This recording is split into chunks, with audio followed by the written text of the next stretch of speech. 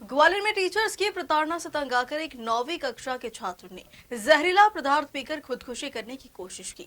गंभीर हालत में छात्र को परिजन ने निजी अस्पताल में भर्ती किया, जहां उसका इलाज जारी है। फिलहाल पुलिस मामले की जांच पड़ताल में जुटी।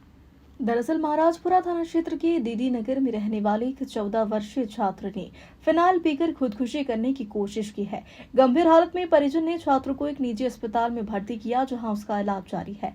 छात्र की मां का आरोप है कि उनका बेटा केंद्रीय विद्यालय क्रमांक 2 में कक्षा 9वीं का छात्र है। उसके कपड़ों में एक सुसाइड नोट मिला है, जिसमें छात्र ने अपने स्कूल की क्लास टीचर और एक अन्य टीचर पर प्रताड़ित करने का आरोप लगाया है। छात्र की मां का आरोप है कि दोनों स्कूल टीचर्स उनके बेटे को साल भर से लगातार प्रताड़ित करते आ रहे हैं।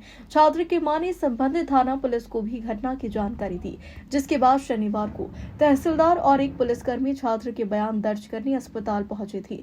लेकिन छात्र के बयान होने के बाद उसकी मां ने तहसीलदार की कार्यप्रणाली पर सवाल उठाए हैं। इतना ही नहीं, उन्होंने तहसीलदार पर स्कूल प्रबंधन को बचाने का भी गंभीर आरोप लगाया है। वही घटना की वजह को लेकर पुलिस का अलग ही तर्क है। उनका कहना है कि छात्र को स्कूल की टीचर्स ने नहीं बल्कि कोचिंग के टीचर्स परेशान करते थे। सर, ये मेरा बेटा है मानवेंद्र गौतम, ये 9th क्लास में पढ़ता है KV2 में, जहाँ पे इनकी क्लास टीचर है रश्मि गुप्ता और इनके एक सहपाठी है दिवाकर शर्मा जी, जो इनके 8th में क्लास टीचर थे। 8th क्लास में इनकी सर CBT की एग्ज़ाम ऑनलाइन होती थी, जो मेरे बेटे ने ऑनलाइन दी नहीं थी। इसका क्या है कि कॉमन पासवर्ड होता है जो ग्रुप में डला होता है, तो ग्रुप में से किसी ने इसका पासवर्ड कॉपी करके वो एग्ज़ाम दी और उसमें दिवाकर शर्मा के लिए और रश्मि गुप्ता के लिए गंदी गंदी गालियाँ लिखी हुई थी और इनके बारे में बहुत कुछ गंदा लिखा था, जो इन्होंने हमें स्कूल में बुला के ऑनलाइन दिखाया भी था। तो लास्ट में ये हुआ सर कि हमें इनने बुलाया, हम गए, हमारी इनसे बातचीत हुई और हमने इनको क्लियर करा कि अगर हमारे बच्चे की गलती है तो आप FIR कीजिए और साइबर से IP एड्रेस निकाल के, और जो भी निकलता है हम उस रिज़ल्ट के लिए तैयार हैं, आप TC दे देना। तो इन्होंने सर उस समय तो बोला कि चलो कोई बात नहीं, हो सकता है इनके मिलने वाला कोई बच्चा हो जिसने ये सब लिखा था। इन्होंने ये बात वहाँ दबा दी, लेकिन ये आए दिन बच्चे को कल्पित मान के और बच्चे के साथ में सर ये प्रताड़ना करते जा रहे हैं, मारना पीटना, क्लास में 40-40 मिनट तक उसे हाथ ऊपर करके खड़े रखते हैं।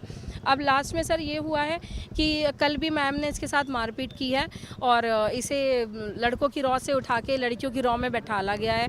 तो ये वहाँ से स्कूल से आने के बाद जब शाम को घर पर कोई नहीं था तो बच्चे ने फिनाइल पी लिया है और हम इसे यहाँ हॉस्पिटल लेकर आए हैं। तो इसके जेब में एक सुसाइड नोट मिला है, जिसमें इसने अपने सर और मैम का जिक्र किया है। आए दिन बच्चा हमें कंप्लेंट भी कर रहा था, तो हमने इनके प्रिंसिपल से भी बात की थी, इनके वाइस प्रिंसिपल से भी बात हुई थी, बट इन्होंने कोई एक्शन नहीं लिया। और आज जब बच्चा होश में आया है मेरा और यहाँ पे पुलिस आई है, पुलिस के साथ में तहसीलदार आए हैं धाकड़ जी, इन्होंने बच्चे का बयान लिया है और इन्होंने बच्चे का बयान मुझे दिखाया नहीं है, ना मुझे बताया है। मेरे पूछने पर इनका रूडली जवाब रहा है कि मैं गोपनीय रखा जाता है बयान, हम आपको बयान नहीं दिखाएंगे। तो सर कहीं ना कहीं ये KV वालों को बचाने की कोशिश कर रहे हैं। सर मैं तो चाहती हूँ कि दोनों भी सर मैडम बर्खास्त किए जाए। सर, एक 9वीं क्लास के छात्र ने जहरीला पदार्थ किया, क्या पूरा मामला था? थाना महाराजपुरा में एक 9वीं क्लास के छात्र द्वारा कोई विषैला पदार्थ पीने की सूचना प्राप्त हुई थी। अभी छात्र इलाजरत है स्पर्श हॉस्पिटल में। डॉक्टर की सूचना पर से पुलिस ने कार्रवाई करते हुए उसमें अपनी जांच में लिया है। अभी बयान नहीं हो पाए हैं बालक के बयान के बावजूद पता चलेगा क्या बात है। वजह क्या थी? कोई नोट भी छोड़ के? प्रथम दृष्टया उसकी माँ और माँ द्वारा कोचिंग संस्थान है कोई और पर आरोप लगाएंगे, उनके द्वारा परेशान हुआ है।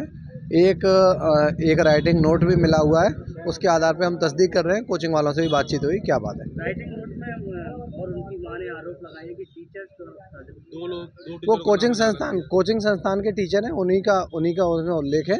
उनसे बातचीत करने के बाद और बालक के कथन होने के बाद पता चलेगा कि किस कारण से ये घटना घटी।